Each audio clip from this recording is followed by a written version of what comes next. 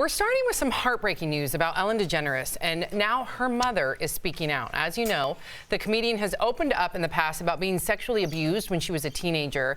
She went into detail on David Letterman's Netflix show, My Guest Needs No Introduction, saying it all started when her mother was diagnosed with breast cancer. Watch.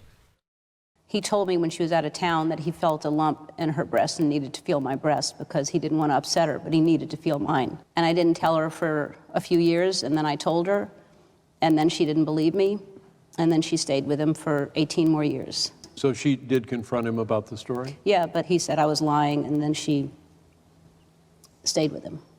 So that made me really angry. We're hearing from Ellen's mom, Betty, for the first time. In a statement to the Today Show, she says, quote, "I know now that one of the hardest things to do is speak up after being sexually abused. I love my daughter, and I wish I had the capacity to listen to her when she told me what happened. I live with that regret, and I wouldn't want that for any other parent. If someone in your life has the courage to speak out, please believe them." Wow, hearing that from a mother, from a parent, Jeff, I have great empathy for her. I mean, I also have anger. Why wouldn't she listen to her daughter? But I also have empathy because she said, I didn't have the capacity back then, because I'm sure that would have meant she had to acknowledge who she was with. Maybe she was a victim. I'm not saying this is true, but maybe she was a victim of sexual assault when she was a kid. And you tend to overlook that when it happens to someone near you. So it's a much more nuanced conversation than you would think. Yeah, I don't know if it's from the show or just being more aware. I'm shocked on how often this happens to not only celebrities, to everybody. It blows my mind because I take it for granted sometimes how well I was raised, how awesome my parents were, how awesome my surrounding family was to me. So I just figured that's how the world worked. You know, I was blessed with that, and sometimes I don't realize how blessed I was because when you hear stories like this, it doesn't ring home to me. You know, you could have a completely awesome parents and home and all of those things, and somehow these things fall through the cracks. I was raised in a two-parent household. I talked about the time that I was attempted to be assaulted in my own home.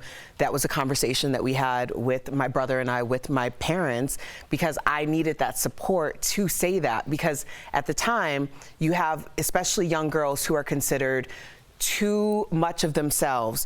They're too fast. They're above because they developed early, or just because they're outspoken, right, and they have a strong sense of self.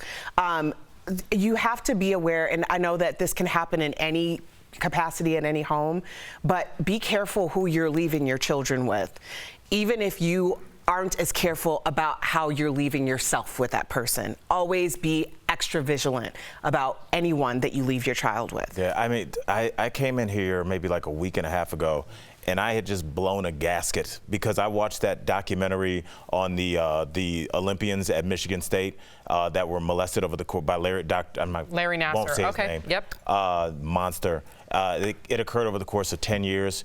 These young women who were dedicated athletes were telling their parents, telling the training staff, telling school administrators, and everybody was saying, you guys are lying. People were on Facebook calling them every name under the book. And so when we do stories and we'll get people writing in saying, well, why didn't they come forward earlier? This is why, because they are not believed. One woman, one young lady, it was very tragic. Her dad did not believe her, and then when he found out it was true, he took his own life. Oh. But it's like, it's very, I mean, these are normal households. These aren't like broken homes. It's so strange. It seems like, so, I mean, if my kid told me that, I don't know what I would do, but I wouldn't. But do you know how we prevent it? We prevent it by talking about it, because unfortunately there is some sort of stigma attached to being a victim, that somehow you're doing it to gain attention. Somehow you're doing it because you hate your mother's new stepfather, your mother's new husband. So the more we talk about it, the more we can denounce some of those assumptions and show the statistics that's a very small, minute percentage of false assumptions, or false accusations rather, the more that hopefully we can break down that stigma and victims in general will be believed. And I just want to say this one last point. I think it's also difficult in sometimes, like in Ellen DeGeneres' mom's situation, not saying this was her situation, but sometimes it's hard for people to acknowledge that the reason why the person is in the household is not you. It's not the adult, it's the child. Yeah. Wow. Well, it's a very nuanced conversation, and we would love for you to chime in, DBL Nation. Please use the hashtag DBL Take.